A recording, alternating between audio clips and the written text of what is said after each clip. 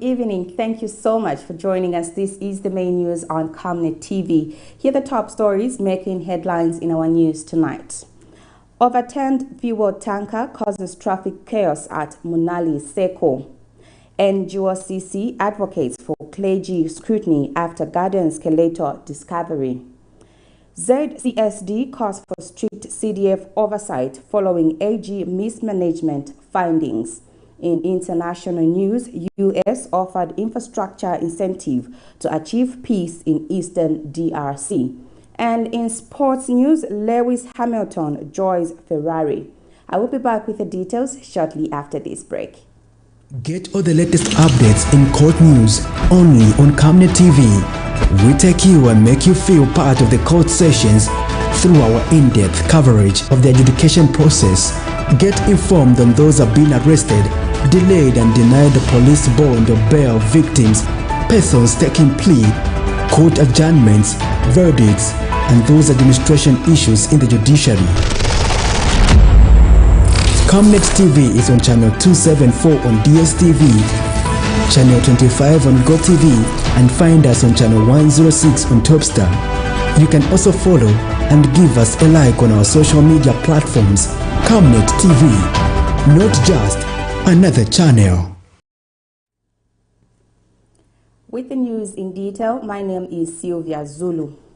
A fuel tanker which overturned at the MUNALI traffic circle along Great East yesterday this morning caused panic and frustration among motorists. One of the affected motorists, the taxi driver Richard Musutwe, told Camnet News that the incident negatively impacted his business due to the slowed traffic flow. Others, such as Wesley Piri, echoed similar concerns, stating that many commuters rushing to work or other engagements faced significant delays. Meanwhile, Safety Organization SMTS Zambia has raised concerns over the continued operation of traffic near the overturned tanker. They warned that spilled fuel, even after cooling, remains highly flammable and poses a serious risk of ignition from passive vehicles. The tanker, carrying 42 liters of fuel, was reportedly leaking at the scene, and 3 cranes were deployed to remove the vehicle and restore the free flow of traffic. Barbara Mulenga filed in this report. Lusaka motorists along the Great East Road were today, 20th January 2025, caught in unbearable traffic after a fuel tanker which overturned yesterday blocked the roundabout. On Monday morning, motorists were seen trying to make their way to various destinations with the help of officers from the Road Transport and Safety Agency, RATSA. Meanwhile, the Zambia Police Service says driver of the tanker, Humphrey Musonda, 35 of Emersdale, plot number 29, sustained a cut on his left ear and complained of general body pains. Police Public Relations Officer Ray Hamonga says Mr. Msonda was since rushed to Levi Mwanawasa Hospital, where he received treatment and was discharged, awaiting interview to ascertain negligence on his part. Involved in the vehicle was Mr. Humphrey Msonda, a male adult aged 35 of house number 29 Emersdale in Lusaka. He was driving a Renault tanker, property of Horizon Haulage, laden with diesel bearing registration number CAE 4195. The vehicle had the following damages: a shattered front screen, front tires, and the left side of the vehicle. The driver sustained a cut on his left ear and complained of general body pains. He was rushed to Levi Mwanawasa Hospital, where he received treatment and was later discharged. We are yet to formally interview the driver of the tanker to establish whether there is negligence on his part. And some taxi drivers who operate within the roundabout told this journalist that business has been slow since the incident. Richard Musutwe, one of the taxi drivers, has explained how this has affected him. Accident around 18 hours. So from 18 hours, traffic is up to now. So still says that the parking at that's how I've been affected. Another taxi driver, Wise Piri, equally shared how he has been affected. Accident started around 18 yesterday, and you can see the traffic. So the business is stuck, we are all affected, and we are just hoping that these people that are doing this thing, it can finish well. By broadcast time, engineers, police and RATSA were left on the scene attempting to remove the fuel tanker off the road. Barbara Mlenga for Camnet TV in Lusaka. The Non-Governmental Organizations Coordinating Council, NGOCC, has called for stringent scrutiny of clergy members in the country to curb the trend of criminals masquerading as religious leaders. Speaking during a major briefing, NGOCC Chairperson Beauty Katebe emphasized the need for thorough interrogation of clergy to preserve Christian values and principles. She urged church mother bodies to take the lead in self-regulating their members to ensure adherence to ethical standards. The call comes in the wake of a discovery of skeletal remains of a man believed to have died 2 years ago in Lusaka's garden compound. Women continue to be the key target due to their varying vulnerabilities. Women are vulnerable not only due to economic factors, but also because of the deep-rooted traditional norms that continue to place them at the lower ebb of society. These women's quest for solutions is in some instances met by crooks operating as clergy who take advantage of them. We respect the church as a very important institution in the country and recognize it as a critical moral compass. However, in the light of some of the happenings, it is high time the church was put under microscopic scrutiny and interrogated with the view to ridding of criminals who masquerade as clergy persons. Therefore, we eagerly call on the church mother bodies to strictly self-regulate and ensure true Christian principles and values are adhered to. Ladies and gentlemen, as I conclude, may I take this opportunity to remind all the women and men across the country to realize that being able to meet basic needs and having wealth comes through engaging in lawful, productive activity. The Zambia Council for Social Development, ZCSD, has voiced concern over irregularities highlighted in the 2023 Auditor General's report on the Constituency Development Fund, CDF. ZCSD Executive Director Leah Mitaba noted that the government increased CDF allocations to promote development at the grassroots level. However, she stressed that the reported misuse of funds undermines the initiative's primary goal of transforming communities and constituencies. According to the report, some beneficiaries diverted funds to unapproved projects, prompting Ms. Mitaba to call for strengthened monitoring and evaluation mechanisms by local authorities to enhance accountability. She further urged the imposition of strict penalties on offenders and the introduction of regular internal audits to curb the mismanagement and misuse of public resources. Chanda Mwango reports.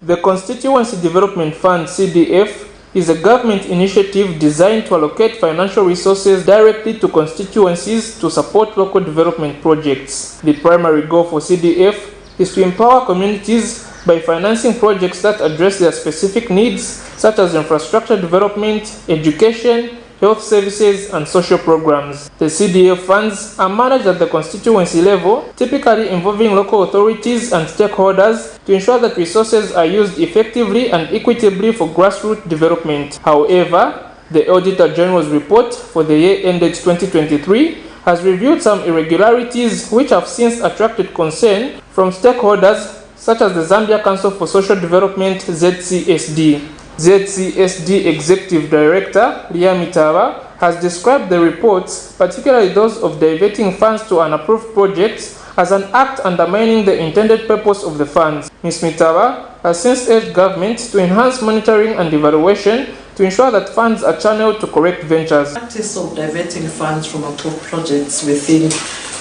to unapproved ones reflects lack of adherence to proper planning and community consultation processes.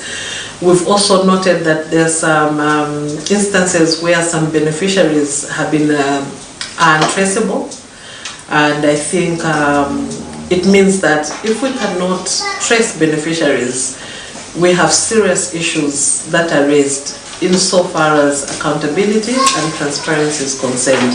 How are we able to receive an application from a beneficiary, we approve, and then later on at the point of monitoring we're not able to trace them? So I think we really need to see what gaps that we need to plug within the CDF administration process. And I think the involvement of local communities, because local communities, they know who lives in that community, and even if they go missing, they also know who they are related to and are able to trace them. Other issues such as ineffective loan recovery, lack of adherence to general guidelines on implementation of CDF, and delayed implementation of projects were among other issues raised in the report. Given these findings, Ms. Mitaba has since urged government to strengthen capacity for local authorities to ensure that they stiffen loan recovery process and impose strict penalties for beneficiaries found to be misusing the fund. The report shows that the extent to which loan recoveries are being made is actually very low, and we are concerned, whilst being alive to the fact that the last year has been a bad year in terms of economic performance. It's a year which was declared a national disaster because of the bad rain pattern, which resulted in the drought that we had in the 2023-2024 rain season. So could it also be that maybe that also affected the beneficiaries in the businesses that they thought about to do? I think we saw that it was a year where social protection support by the government to communities had to increase, but then still it raises that issue to say when a loan is given, a loan is supposed to be recovered, and if it's not recovered, there should be a plausible reason as to why that loan or why that beneficiary is not able to pay that loan. Chanda Mwango for Camnet News in Lusaka. The United Nations expert on freedom of expression, Irene Khan, has commended Zambia for its efforts in aligning with international human rights standards. During a courtesy call at the Ministry of Foreign Affairs and International Cooperation, Ms. Khan acknowledged the government's openness to such engagements as a positive step towards strengthening its partnership with the United Nations. Foreign Affairs Minister Mulambo Haimbe admitted that while Zambia faces challenges in enforcing certain rights, the country remains committed to upholding freedom of expression as guaranteed by the Constitution. He highlighted that no administrative authority can amend human rights provisions without a referendum, ensuring citizens have the ultimate voice in protecting their freedoms. From you, what you see, areas of progress, areas for improvement, what are the challenges that you face. I am familiar with Africa. I have been to many countries in this region in my previous capacities, but this is the first time that I visit an African country as Special Rapporteur for Freedom of Opinion and Expression, and I welcome very much the initiative that your government has taken to invite me to come here. And so I hope you will see this as a constructive contribution to your own approach to upholding human rights standards that you as the government have adopted. You have a good number of stakeholders that you are going to meet, and I think for us that is important. It underscores the transparency of the exercise that you are undertaking. It underscores the level of cooperation that we as a government would want in the exercise of this particular function by you as a Special Rapporteur. I've looked at your program, and just to give an indication for the benefit of the people of Zambia out there and beyond, you will be, of course, visiting here the capital and the Copper Belt, as well as one of the other key centers that we have, our tourist capital. So I hope you enjoy Livingston as you visit it. And it's a multi-sectoral multi-sectoral approach that you are taking with not only ourselves as government or government agencies, but also key stakeholders, the civil society and other key partners in the area of generally human rights protection, but more specifically in keeping with your mandate around the freedom of expression. And meanwhile, human rights champion and democracy specialist Ngande Mwanajiti has called on the government to maintain an open-door policy and ensure public access to information during the United Nations Special Rapporteur's 10-day mission to access freedom of expression in Zambia. Mr. Mwanajiti emphasizes the importance of upholding common law and equitable principles, cautioning against practices that undermine transparency. He also urged the opposition to avoid misleading the public, noting their role as potential future administrators and their obligation to act responsibly. Mr. Mwanajiti further appealed to the media to remain factual and uphold professional ethics by anchoring their reporting on the rule of law as provided for by the Zambian legislation. He also encouraged the international community to honor their commitments to international law. It is gratifying to observe that the UN system has remained true to the calling of maintaining world peace. On this occasion, I present the following advice. To the Zambian media, remain factual and responsible, and only answerable for the truth as anchored by legitimate and legal trappings of the rule of law as provided for by the Zambian laws. To the Zambian opposition, at the end of every argument, you are Zambians and owe a duty of care to Zambia. Please resist any temptation to mislead the public by remaining true to your calling. You are potential administrations in waiting. To the government of the Republic of Zambia, maintain an open door policy and make any information of a public nature requested available. Your duty is to facilitate effective communication and participation. Remember, the president is a president for all Zambians. To the international community, remain committed to all pronouncements and dictates of international law as it applies to date. Zambia is not an island and must all the time subscribe to international solidarity free of illegitimate causes.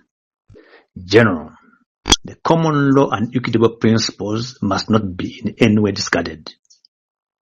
For instance, those who go to equity must go with clean hands. I'm also mindful of the hard fact that Zambia, as of today, the 20th of January 2025, is the 7th Republican president. All the changes have been characterized by peace, and there ought to be no departure from this noble reality. The opposition Patriotic Front PF Function Secretary General Raphael Nakachinda, 46, has pleaded not guilty to a charge of seditious practices before the Lusaka Magistrate Court. Appearing before Magistrate Alan Ngobola, Mr. Nakachinda denied allegations stemming from a statement allegedly made on August 21st, 2024 via the Millennium Radio Facebook page. The statement accused the UPND government of committing genocide by distributing government-imported meal and maize contaminated with aflatoxins, which were purportedly responsible for the deaths of dogs and some Zambians. After recording a plea of not guilty, Magistrate Ngobola scheduled February 3rd, 2025 as the trial commencement date. Meanwhile, speaking after the court session, Mr. Nakachinda challenged the visiting United Nations Human Rights Rapporteur to produce an unbiased assessment of Zambia's human rights situation. He cautioned against focusing solely on alleged government narratives and claimed that the UPND government is spreading propaganda to mislead the international community. The rapporteur that is representing the Human Rights Commission under the UN. So we are hoping that the visit in Zambia for the next 10 days, she should not just be, pacing around in government corridors. Actually, government corridors in the Republic of Zambia are a platform of deceit and lies, because from the president to the least in government, they are liars. They wake up telling lies in the morning, at noon, and in the evening. So if she goes in those corridors, she'll just walk away or move out of Zambia with lies. Later come to the courts like this place and experience what is going on and the drama of the kind of evidence these people are trying to adduce to stop the opposition from speaking. Later go to Livingston and visit Wyoming.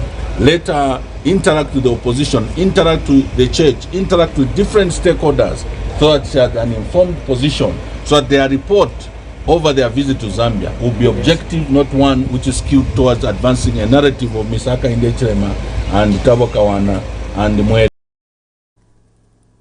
The Lusaka Magistrate, Fine Mayumbu, has denied bail to 2 suspected witch doctors accused of being hired by Nelson Banda, brother to fugitive former Petauke lawmaker Emmanuel J. Banda, to harm President Hakainde Hichilema. The suspects, Leonard Piri, a 43-year-old Zambian from Sinda, and Justin Mabulesi Chandunde, a 42-year-old Mozambican, appeared before the court but were unable to proceed with trial due to the absence of a Chewa court interpreter. The state opposed their bail application, citing concerns over their non-compliance during investigations, including an alleged attempt to escape custody. Additionally, Mr. Piri's residence in Eastern Province and Chanduda's foreign nationality were deemed risks. Despite their claims of innocence and deny any escape attempts, Magistrate Mayumbu upheld the objection, ordering the suspects to remain in custody. The duo admitted to possessing charms but denied charges of professing knowledge of witchcraft, explaining they held official documentation authorizing their possession.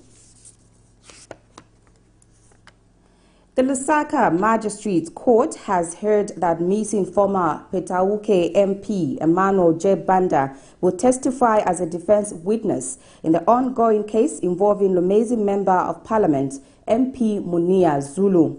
Mr. Zulu, facing 2 charges of seditious practices under Section 57, Clause 1b of the Penal Code, is alleged to have made inflammatory remarks in May 2024, declaring Eastern Province off limits to certain tribes. The alleged remarks were reportedly linked to the disappearance of Mr. Banda, whose abduction drew widespread attention. Testifying before Magistrate Fides Hamaundu, Mr. Zulu insisted that his comments were not intended to incite hostility, but to address what he described as the selective application of the rule of law. Mr. Zulu stated that his calls to locate Mr. Banda were driven by concerns over justice, adding that he had been targeted for speaking out against perceived injustices. He revealed that Mr. Banda, who was reported found in Zimbabwe last year, had shared details of his abduction and would testify in court to support the defense. During cross-examination, the state challenged Mr. Zulu's claims, arguing that his press briefing, which was widely circulated, contained remarks with the potential to incite desertification among citizens. The prosecution also questioned his failure to report alleged misconduct by UPND members to the police. The court has adjourned the matter to February 4th for motion and February 18th, 2025 for trial commencement. Opposition Forum for Democracy and Development, FDD President Edith Nawakwi, has for the second time failed to appear before the Lusaka Magistrate Court to open her defense in a matter she faces 2 counts of seditious practices. The matter, scheduled for the commencement of her defense, was adjourned after her defense lawyer, Tresford Charlie, informed the court that Ms. Nawakwi is still indisposed.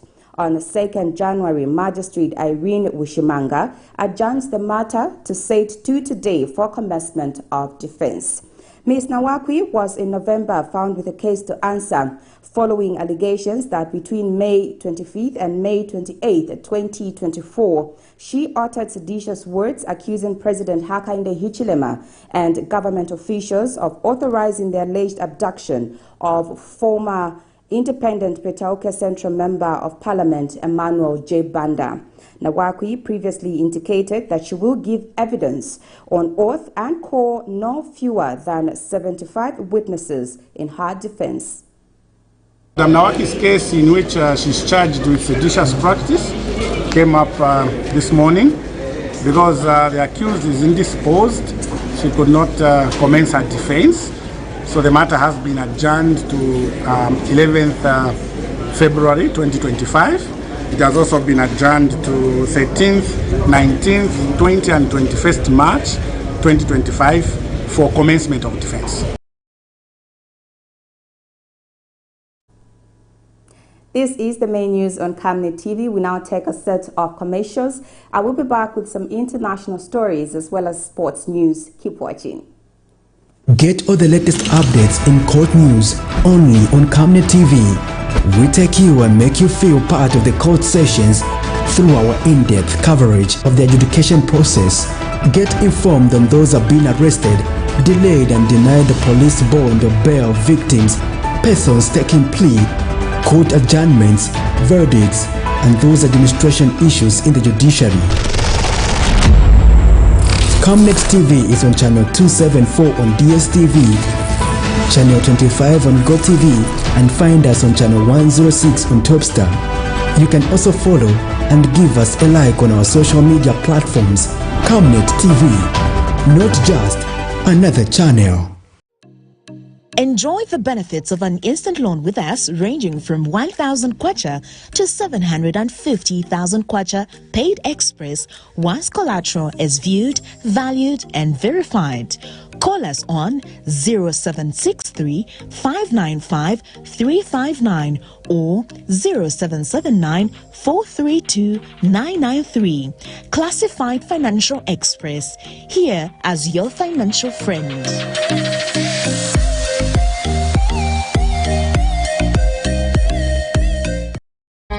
Potatoes, the unsung heroes of flavor. From crispy chips to creamy mash, potatoes are the versatile superstars of your kitchen. Grown with love by our dedicated workforce drawn from around the community of Palavana.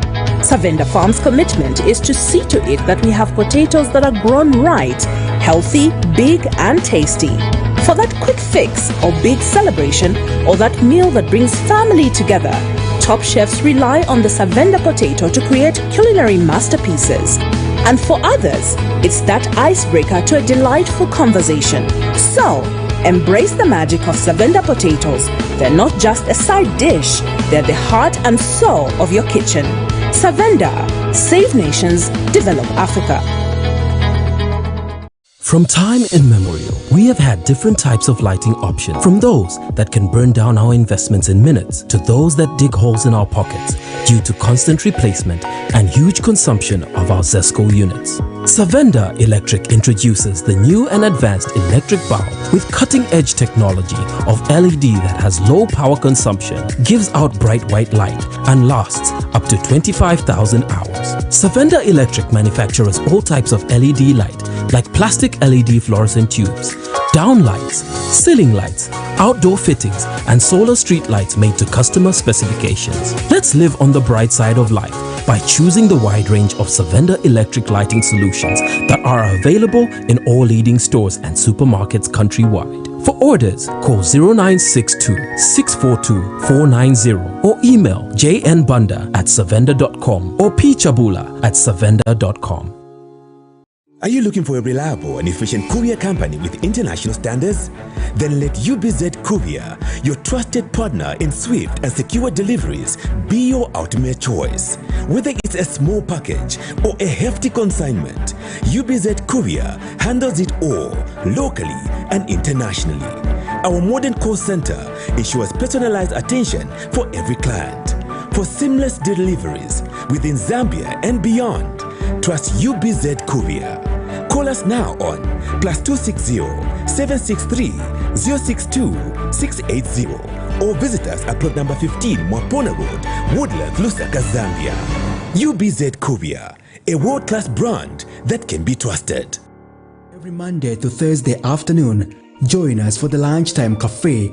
We get to bring to you emerging stories making the headlines, midday news, and we remind you of what political leaders and governance actors said back in the days. In Forgotten Stories, we emphasize to you the importance of eating healthy foods and leading healthy lifestyles on the Nutrition Corner. Get the latest updates in sports and critical interviews. Because we value your contribution to national matters, we accord you an opportunity to share your perspectives during the viewers' reactions. The Camnet TV Lunchtime Cafe is an all-inclusive buffet. Camnet TV, not just another channel.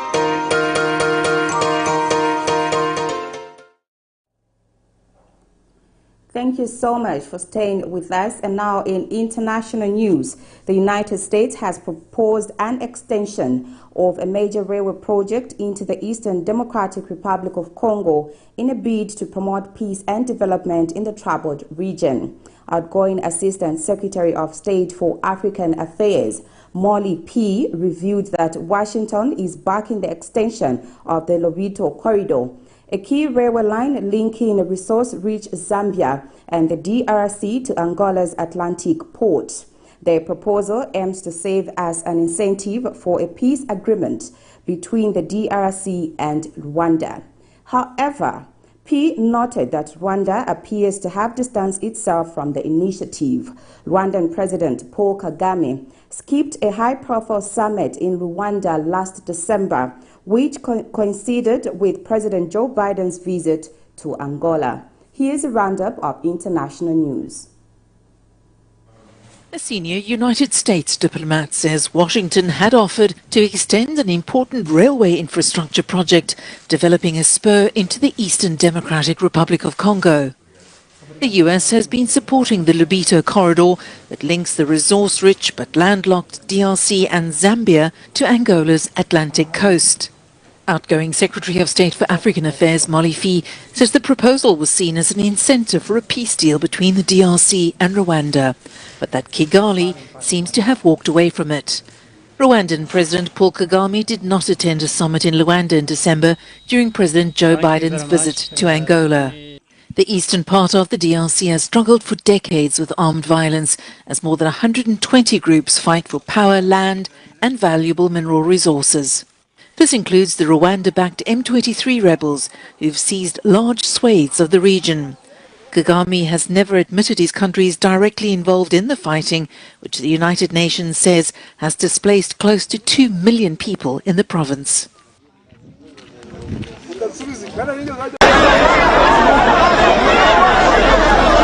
Shouts, flags and jubilant crowds. This is how 90 Palestinian prisoners were greeted in the West Bank city of Betunia after being released from an Israeli prison early on Monday. The release is part of a fragile ceasefire deal between Israel and Hamas following 15 months of war. Although the release took place after 1 a.m., huge crowds thronged the buses after departing from the prison. Relatives hugged the released and celebrated their return. Over the next 6 weeks, it is expected that Israel will release another 2,000 Palestinian prisoners and Palestinians detained in Gaza, in exchange for the return of 33 Israeli hostages held captive in the Gaza Strip.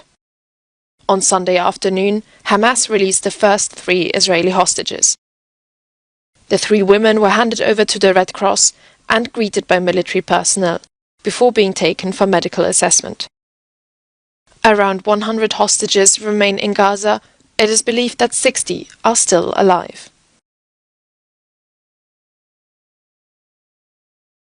Only 12 hours after its ban in the United States, the popular social media platform TikTok returned to users' phones on Sunday. The app said in a statement published on X that it was in the process of restoring its service and thanked President-elect Donald Trump for his intervention. Both the app and website are now working again. Trump, who is set to take office for his second presidency on Monday, said that he would issue an executive order to delay the ban of the short video sharing platform. TikTok was set to go dark following a bill signed by President Joe Biden in April 2024 that urged TikTok's China-based parent company ByteDance to sell the app to a non-Chinese company. Otherwise, the platform would be banned in the US from 19th of January 2025 onwards. The app had around 150 million active users in the US in 2023.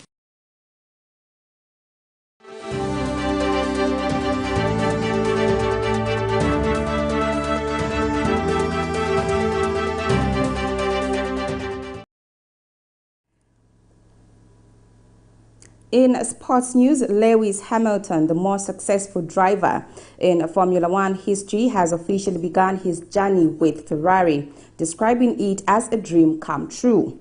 The seven-time world champion made his first appearance at Ferrari's iconic headquarters in Maranello nearly a year after announcing his stunning move from Mercedes to the legendary Italian team. Hamilton, now 40, suited up for a photo outside the office of team founder Enzo Ferrari, standing proudly next to a Ferrari supercar. The British driver replaces Carlos Sainz as Charles Leclerc's teammate, marking the start of an exciting new chapter in his illustrious career. Sharing his excitement on social media, Hamilton expressed his gratitude and enthusiasm for joining the iconic marque.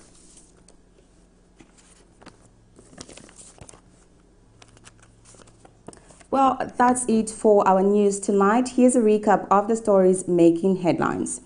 Overturned fuel tanker causes traffic chaos at MUNALI SECO. NGOCC advocates for clergy scrutiny after garden skeletal discovery. ZCSD calls for strict CDF oversight following AG mismanagement findings. In international news, U.S. offered infrastructure incentive to achieve peace in Eastern DRC. And in sports news, Lewis Hamilton joins Ferrari. We now look at the Camnet verse for the day coming from the book of John 16, verse 8. And when he comes, he will convict the world of sin and of righteousness and of judgment. Thank you so much for watching. My name is Sylvia Zulu. Good night and God bless you.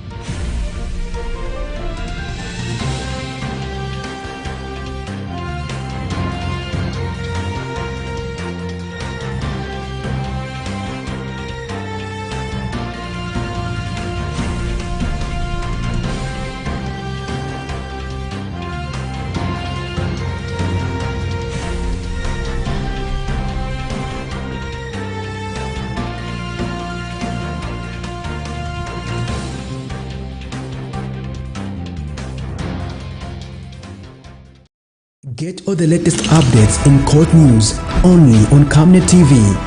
We take you and make you feel part of the court sessions through our in-depth coverage of the adjudication process. Get informed on those who have been arrested, delayed and denied the police bond or bail victims, persons taking plea, court adjournments, verdicts, and those administration issues in the judiciary. Camnet TV is on channel 274 on DSTV, channel 25 on GoTV, and find us on channel 106 on Topstar. You can also follow and give us a like on our social media platforms. Camnet TV, not just another channel.